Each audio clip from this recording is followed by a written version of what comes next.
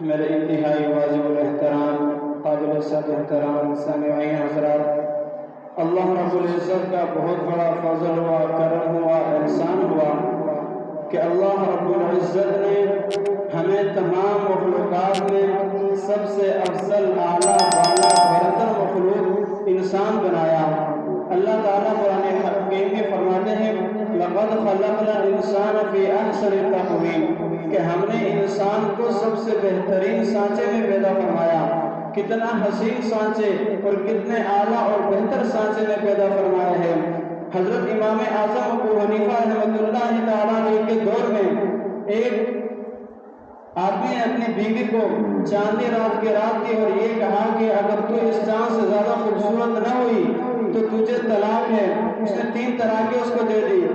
تو پھر لوگ حیران ہو گئے کہ اب چاند تو اتنا چمکدار ہے اور یہ اس کی بیوی تو اتنی چمکدار نہیں ہے، تو اس کو تو طلاق واقع ہو جائے گی۔ تو سب علماء نے اس کے طلاق کے بارے میں جو ہے فتویٰ دیا کہ طلاق واقع ہو گئی۔ لیکن امام اعظم ابو حنیفہ رحمۃ اللہ علیہ کے زمانے میں ان کے ایک شاگرد تھے، ان کو جب کہا یہ مسئلہ ان تک پہنچا تو انہوں نے کہا کہ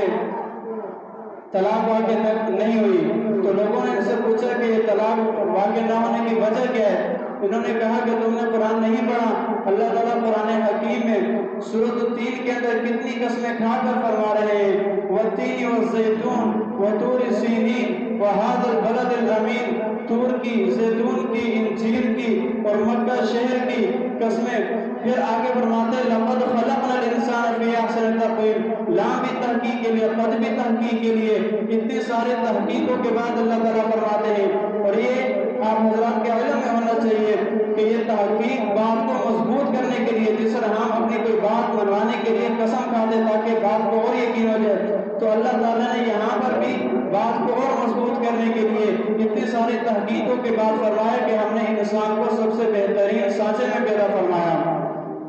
اور اللہ تعالیٰ نے جب انسان کو پیدا فرمایا تو اسے یوں ہی نہیں پیدا فرمایا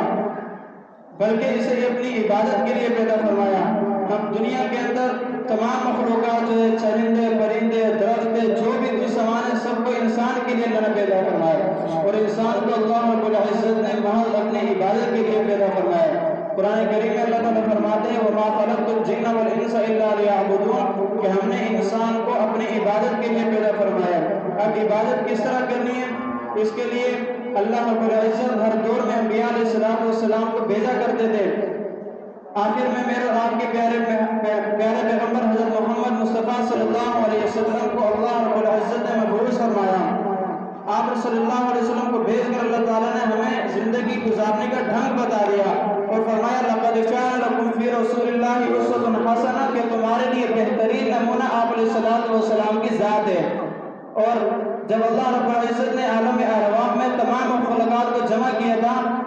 پھر فرمایا تھا اب الست بربکم کہ میں تمہارا رب نہیں ہوں، تو سب نے کہا قالوا بلی کیوں نہیں، بے شک آپ ہی ہمارے رب ہیں۔ دنیا میں آ کر یہ انسان دنیا کے عیش و عشرت کے اندر دنیا کی خوبصورتی، ظاہری خوبصورتی کو دیکھ کر یہ اس کو بھول بیٹھا۔ اور میں نے خطبے کے شروع میں ایک آیت اور ایک حدیث پیش کری، اسی طرح سے بات کرتے ہیں۔ آیت جو تھی کل نفس ذائقۃ الموت کہ ہر نفس نے موت کا ذائقہ چکھنا ہے۔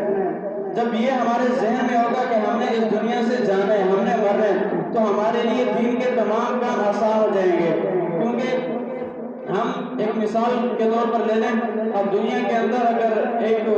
کچھ ساتھی کہیں پر بیٹھے ہو، کچھ جماعت ہو ان کی، اور وہ سب کسی غلط کام میں ملوث ہو اور غلط کام کی ان کی وہ رپورٹ تھانے دار کو کسی بڑے کو پہنچے اور وہ حکم جاری کرتے کہ ان کو سب کو جیل میں کر دو، اور ان میں سے ایک بچ جائے، تو وہ جو ایک بچ جائے گا وہ اپنے اس موقع کو کتنا غنیمت جانے گا اور کہے گا کہ باقی تو چلے گئے، میں بچ گیا، آئندہ میں اس کام سے باز رہوں گا۔ تو ہم اپنی آنکھوں سے آج دیکھتے ہیں، ہم جنازوں کو اٹھاتے اور انہیں قبر میں چھوڑتے، اوپر مٹی ڈال کے واپس آتے، قبرستانوں سے گزرتے، ہمیں کبھی توجہ ہی نہیں ہوتی، ہم کبھی سوچتے نہیں کبھی ہم نے بھی مرنا ہے، اور گناہوں میں اتنے ہم مصروف ہو جاتے کہ بالکل ہمیں پتہ بھی نہیں ہے۔ مولانا منصور مینگل صاحب وہ ایک جگہ بیان فرما رہے تھے، تو انہوں نے ایک مثال دی لوگوں کو سمجھانے کے لیے کہ ہم گناہ میں اتنا مصروف ہو گئے کہ ہمیں پتہ ہی نہیں چلتا۔ مدارس کے اندر ایک کتاب پڑھائی جاتی ہے صرف، یہ 2 فن ہوا کرتے ہیں، ایک صرف ہوتا ہے، ایک نحو ہوتا ہے۔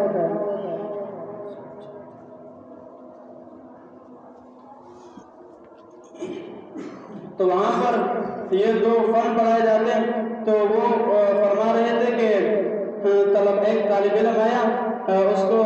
ساتھی نے کہا یہاں پر ایک صرف کی کتاب پڑھائی جاتی ہے، وہ پڑھ کے جو ہے نا طلباء جو ہے نا وہ بالکل پاگل ہو جاتے ہیں۔ تو وہ جب آیا اس نے اس کتاب کو لیا اور درخت سے باندھا، اس کو پتھرے مارا، طالب علم کو کہنے لگا کہ اس کو تو میں نے اتنا مار دیا، تم کہہ رہے تھے یہ مجھے پاگل کرے گا، اس کو تو میں نے اتنا مار دیا، اس نے پاگل کیسے کیا؟ حالانکہ وہ خود ہی بیوقوف ہے، کتاب کو مارا، اس کو کوئی مارنے کی چیز ہی نہیں ہے۔ آج ہم بھی جو ہے گناہوں کے اندر اتنے مگن ہو گئے کہ ہمیں پتہ ہی نہیں چلتا۔ ہم جانتے ہیں کہ انسان کا جسم مٹی اور روح سے جو ہے نا بنا ہوا ہے۔ ہم جو مٹی کا بنا ہوا یہ غذا جو ہماری زمین سے دنیا کے اندر سے پوری ہوتی ہے، لیکن دوسری چیز روح ہے۔ اس کے لیے ہمیں جو ہے نا بزرگوں کے پاس، ولی اللہ کے پاس، خانقاہ میں جانا ہے۔ ہم روح کی بھی بیماریاں ہوتی ہیں، گناہ، غیبت، چغل خوری، کینہ، بغض، حسد، یہ جو ہے نا ہمیں ان کے ساتھ ہم بیٹھیں گے، ان سے سیکھیں گے، وہ ذکر و اذکار کریں گے ان کے ساتھ، تو یہ ہماری روح کی بیماری بھی صحیح ہو جائے گی، پھر ہم جو ہے نا ہمارے صالحہ پر آئیں گے۔ اور جو ہے اس طرح دنیا کے اندر جب ہم رہتے ہیں گناہوں میں، بالکل ہمیں کچھ بھی سمجھ نہیں آتا، اور اس کے ساتھ جو ہے نا ہمیں اس کی فکر بھی کرنی چاہیے، اور اللہ تعالیٰ سے دعائیں بھی مانگنی چاہیے اپنے لیے، اور علماء سے سیکھ کر کرنا چاہیے۔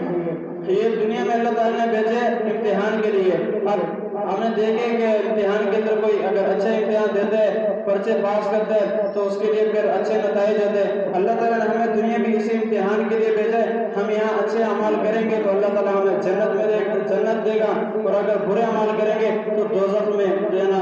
دے گا۔ اور اسی طرح نیک اعمال پیدا کرنے کے لیے بزرگ کو جو ہے نا یہ خانقاہ والے یہ بتاتے کہ انسان جو ہے نا تنہائی میں بیٹھ کر مراقبہ کیا کرے، اپنا سوچا کرے اپنے اعمال کا کہ میں نے دن میں جو ہے کتنے اعمال کیے، کیا اعمال نہیں کیے، اس پر سوچا کرے۔ اور اسی طرح تنہائی میں بیٹھ کر جو ہے نا اپنے آپ کو، جس طرح خانقاہوں میں ہوتا ہے بہت بہترین نظام ہوتا ہے، وہاں جو ہے نا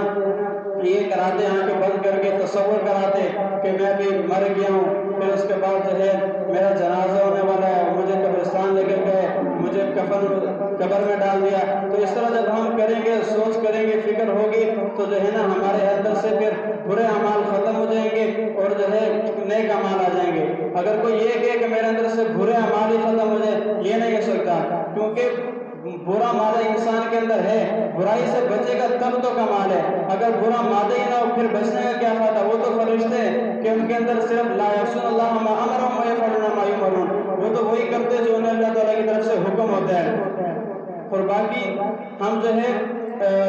جو ادھر عام گناہ کرتے ہیں، بد نظری وغیرہ، اس سے بھی رہنا بچے۔ ایک صحابی نے آپ علیہ السلام کے پاس آ کر عرض کیا، یا رسول اللہ صلی اللہ علیہ وسلم، میں زنا کرتا ہوں، بدکاری کرتا ہوں، اس سے جو ہے نا میں چھٹکارا سے نہیں کر سکتا۔ تو آپ صلی اللہ علیہ وسلم نے فرمایا، آپ ذرا سوچیں کہ جس کے ساتھ آپ بدفعلی کر رہے ہیں، آپ یوں سوچیں کہ اگر آپ کی کوئی بہن یا کوئی گھر والی ہوتی، اس سے کوئی اور کرتا، آپ کے برداشت کر سکتے ہیں؟ اس نے کہا، یا رسول اللہ یہ تو میں نہیں کر سکتا۔ تو فرمایا، جس کے ساتھ آپ بدکاری کرتے ہو وہ بھی تو ایک ہے، کسی کی بہن بیٹی ہوگی۔ پھر اس کو سمجھ میں آ گیا۔ اور اس کے ساتھ جو ہے ہمیں ہر وقت اللہ تعالیٰ کا خوف ہونا چاہیے۔ جب ہم یہ سوچیں گے نا کہ اللہ تعالیٰ کا